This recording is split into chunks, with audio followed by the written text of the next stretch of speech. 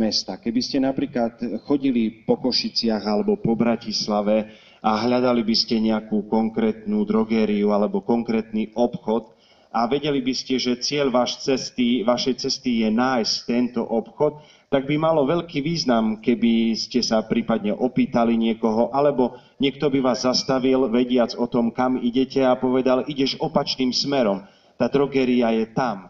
A takto on prirovnal aj našu púť na zemi, že o morálke a pravidlách má význam hovoriť vtedy, keď si je človek vedomý toho, že kam smeruje, že smeruje k Bohu, že naša práva vlásť je v nebi. A preto vtedy je veľmi dôležité, aby sme si uvedomili, že potrebujeme nájsť tú správnu cestu. Ale keď človek sa len tak prechádza po meste, blúdi, tak povediac, bez cieľa, vtedy nemá veľký význam mu hovoriť, že ideš dobrým alebo zlým smerom. A tak som si to uvedomil, že skutočne pre nás, ktorí niekedy nám ťažko aj ako si sa napasovať niekedy do tých pravidiel, alebo rozmýšľame, čo s nimi, alebo sa porovnávame so svetom, alebo s našim priateľom, či nejakou inou rodinou, ktoré neriešia mnohé veci, ktoré chceme riešiť my, lebo chceme žiť podľa kresťanskej viery, že práve to je ten rozdiel. V cirkvi sa vytýka, že si nevšíma skupinu ľudí, ktorí sú cítiaci ináč. Ale ona si všíma. Len iným spôsobom. My vieme, že ten problém bol aj v starom zákone. Sodoma a Gomora boli mesta potrestané pre tento hriech. Tam sa dosť jasne opisuje, ako prichádzali anjeli, ako muži v nich videli mužov a ako chceli s nimi obcovať. Čiže vtedy Boh nekompromisne trestal ohňom, trestal zničením. Nový zákon sa vyznačuje milosrdenstvom. A tu Boh skôr vstupuje odpustením, ale nie zmenením pravidiel.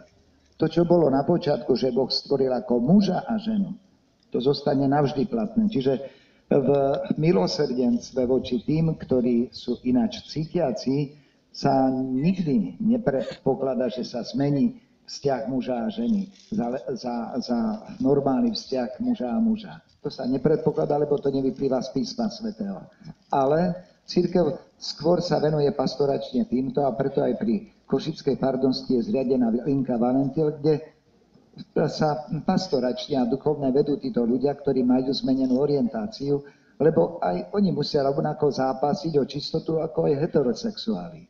I heterosexuáli to nemajú na rúža uslané, že hneď a samozrejme sú úplne čistí. Týkajú sa ich slova, filmy, pohľady, myšlienky. I oni musia si usporiadať veci, ako do poriadku dať. A tak by som sa teraz obratil na zástupcov zase hnutí. Viem, že keďže sprevádzal som rodiny od začiatku, teda Medzinárodného roku rodiny v roku 1994 v Ríme, po všetkých stretnutiach až na posledné dve, tak viem, aký je tam poriadok. Je tam množstvo možností aj prezentovať jednotlivé prorodinné hnutia, ktoré sa zaoberajú rozličnými druhmi pastorácie a pohľadu na rodiny. Viem, že i neokatechumenátne hnutie má takúto vetvu. Ako vyzerali tieto, tak povediac, obchody hnutí, kde ponúkali sa rozličné štýly, modely pre všímanie si rodiny dneška?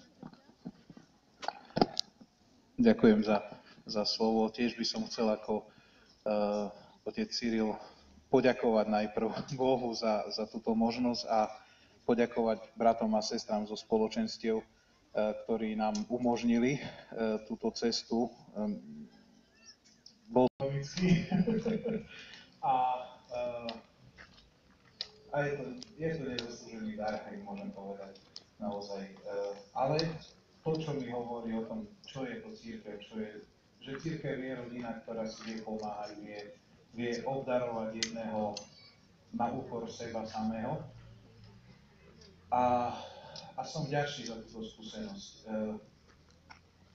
Takisto to prijatie, boli sme tam v jednej rodine, ktorá je tiež z neokatechumenátu a sú vo Filadelfii, v svojom spoločenstve žijú, kde nás prijali ako svojich. Hej, že človek príde a cíti sa jak doma, hej, u svojich.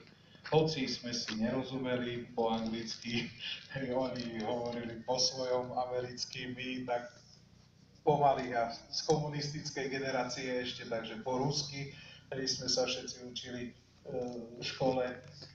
No a napriek tomu Boh pomáhal, boli tam s nami naši katechisti, ktorí viac vedeli, jeden teda manželský pár z Rakúska, on vedel po anglicky, nemecky, ona zase po španielsky, takže vždy sa našiel spôsob, ako sa dorozumieť a v podstate tá univerzálna reč lásky fungovala, hej.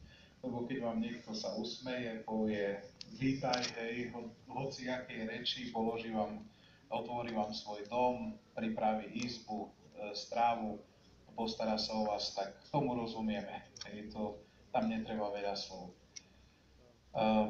A to bola asi taká tá praktická skúsenosť toho, čo hovoril potom Svätý Otec pre rodiny. A takisto sme videli, že takto fungujeme nielen my, hej, ale takto tam fungovali množstvo iných kresťanských spoločenstiev, iniciatív na farskej či akej inej úrovni, hej, že všetci tam mali hosti.